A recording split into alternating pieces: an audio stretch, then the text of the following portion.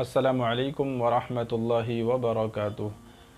रमज़ानुल मुबारक का महीना चल रहा है और रमज़ानुल मुबारक के महीने में मर्द हज़रात मस्जिद में जाकर तरावीह की नमाज़ पढ़ते हैं और पढ़ना भी चाहिए। लेकिन बहुत सारे लोग, बहुत सारे नौजवान तरावीह की नमाज़ जब मस्जिद में पढ़ने के लिए जाते हैं तो एक बहुत बड़ी गलती कर बैठते हैं, जिस गलती की वजह से न उनकी तरावीह की नमाज़ सही होती है और न कुरान करीम के सुनने की जो सुन्नत है न वो सुन्नत अदा हो पाती है। और वो गलती क्या होती है कि जब इमाम साहब तरावीह की नमाज़ पढ़ाने के लिए मुसल्ले पर आ जाते हैं, नियत बांध लेते हैं, तो हमारे बहुत सारे नौजवान, बहुत सारे लोग जो पीछे नमाज़ पढ़ने वाले होते हैं, वो इमाम साहब के साथ नियत नहीं बांधते बल्कि पीछे बैठ जाते हैं। या तो बातें करने लगते हैं या फिर यूं ही आराम के लिए पीछे बैठ जाते हैं।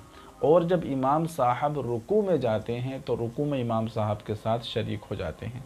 तो दोस्तों, मेरे प्यारे मुसलमान भाइयों, याद रखो कि इस तरीक़े से हमारी तरावीह की नमाज़ पढ़ने से न हमारी तरावीह की नमाज़ सही होगी और न कुरान करीम के सुनने की जो सुन्नत है न वो सुन्नत अदा होगी।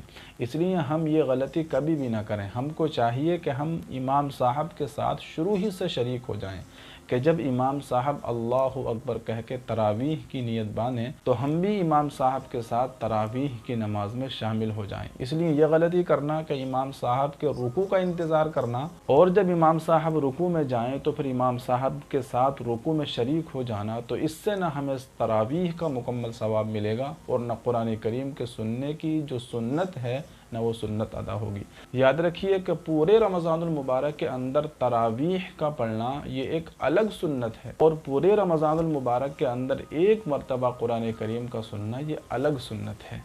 तो जो लोग इस तरह की गलती करते हैं न उनकी तरावीह की नमाज मुकम्मल हो पाती है, सही हो पाती है, और न कुरान करीम के सुनने की जो सुन्नत है न वो अदा हो पाती है। इसलिए आप हज़रात ये गलती कभी भी मत कीजिएगा। इमाम साहब के साथ शुरू ही से शरीक हो जाएं। जैसे ही इमाम अल्लाहु अकबर कहे वैसे ही आप इमाम साहब के साथ शरीक हो जाएं, तो इससे आपकी तरावीह की नमाज भी सही होगी और जो कुरान करीम के सुनने की सुन्नत है वो सुन्नत भी अदा हो जाएगी। अल्लाह तबारक व तआला हमें अमल की तौफीक नसीब फरमाए। अस्सलामु अलैकुम व रहमतुल्लाहि व बरकातुहू।